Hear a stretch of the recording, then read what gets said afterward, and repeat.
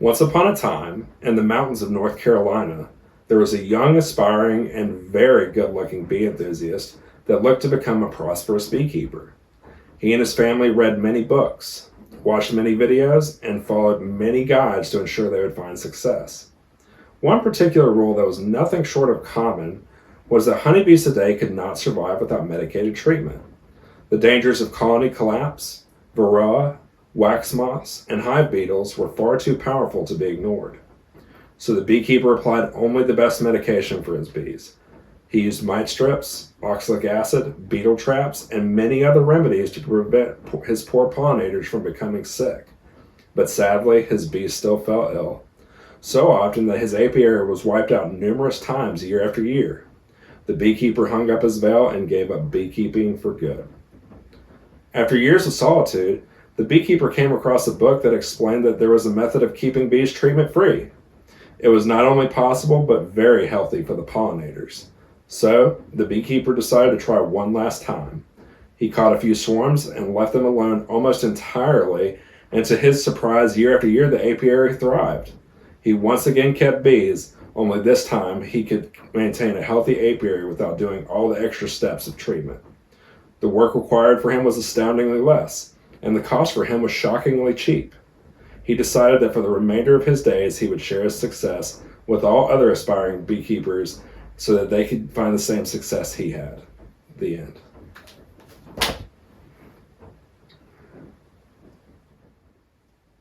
Good afternoon, beekeepers and bee enthusiasts. How you doing? It's another great day at the farm, and we're hanging out. It's wet outside. It's raining. So we are talking to you from the coffee shed, as we like to call it. And before I continue, I want to give a big shout out to Bridget and David, who gave us some really nice shirts. Love the shirt. Thank you all so much. Very cool. But in any case, we have a great topic for you today. And of course, we're going to be talking about treatment-free beekeeping. Now, that story I said at the start was a true story, including the good-looking part. And, you know, it was based off our experience when we first started beekeeping, and we basically did all the rules. We treated our bees and they would die. And then we ended up just going treatment-free and we found success. And so it was a true story, but it was definitely, that's how it went for the most part. And so it's a topic I like to talk about with everybody, throughout every year. And it's definitely a controversial one because a lot of people out there will definitely get a little offended, whatnot, when you start talking about treatment-free beekeeping. But we need to get rid of the myth that treatment-free beekeeping is impossible, because it's not, and we're going to talk about it right now.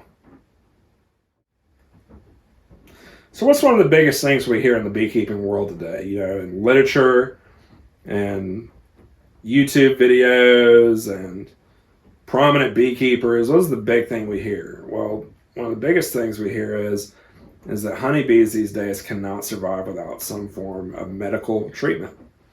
That the diseases these days are not what they were 50 years ago. That honeybee diseases have gotten so strong that these days beekeepers are forced to treat, and if they don't treat, their bees will die. Well, I did believe that for a long time. I was one of the people that believed that. But of course, as I said, you know, when we first kept bees, you know, from 2011, 2016, we treated, we did all the things that we were supposed to, and yet our bees would die every single year. And this is not something that I know I'm just experiencing. A lot of people that get started in beekeeping, they follow all the rules, all the books out there, and their bees will die and they'll give up. And it's sad, but that is the harsh reality of it. So in 2019, when we found Federer Zutten's book, Keeping Bees with a Smile, which taught us the facts about natural beekeeping, one of the biggest parts of natural beekeeping is being treatment-free. So in 2019, we wanted to try it, and we said we're gonna give it a shot and see how it works. You know, it could fail, but you know, we've lost so much before. You know, we don't really have much else to lose. So we caught a few swarms that season, and then we put them in Land's hives, and we kept them throughout the year. They overwintered. They went through the wintertime. And surprisingly enough, after the wintertime, most of our colonies had survived. I think we went in with like 4 colonies, and we came out with 3 after the wintertime.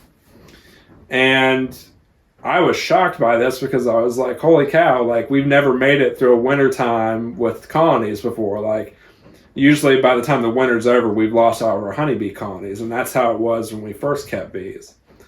So that year was different. And, I told myself, okay, this is just 1 year though. Like, who knows? Maybe we got really lucky, but we'll have to see what happens. Well, in 2020, I think we caught another 5 or 6 swarms. And then we went into the winter again, and then we came out. And then at the spring of 2021, I think we had like 6 colonies. And then we were growing our apiary every year. Every year we were catching more swarms, and our bees were surviving. And guess what? They were treatment free. We weren't going into the colonies and applying any medication. Like, we weren't doing any of that. We weren't even feeding our bees. Well, I'll take that back. We did start by feeding our bees, but now we don't feed anymore. These days we don't feed anymore. But the whole time we weren't using any treatment whatsoever.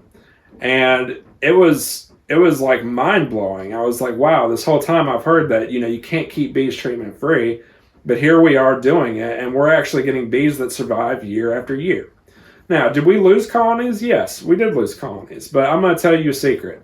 If you didn't know, every beekeeper out there loses colonies.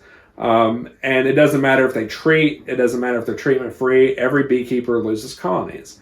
I know one prominent YouTuber, I won't say his name, but he has a pretty big following, and 1 year he lost about 95% of his apiary.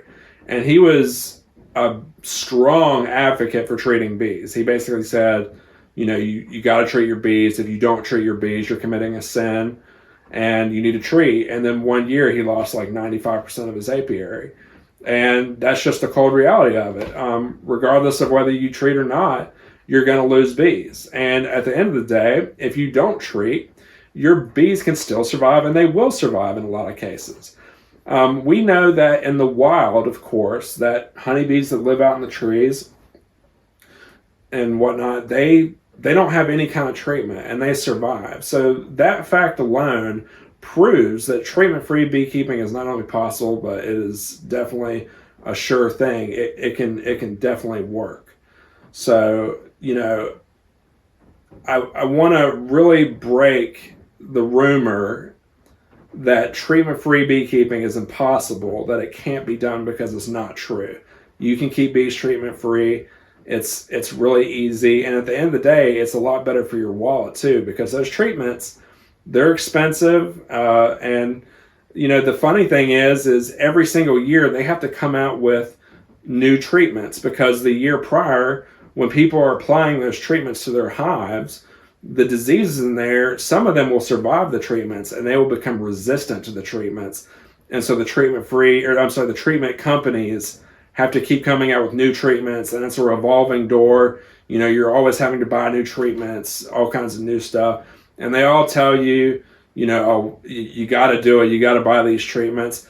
And at the end of the day, you have to wonder, are these people really interested in what's best for honeybees, or are they interested in making money? Because the way I see it, if we don't need treatments or whatnot, if it's just not necessary, then a lot of those companies aren't going to be making a lot of profit. So yeah.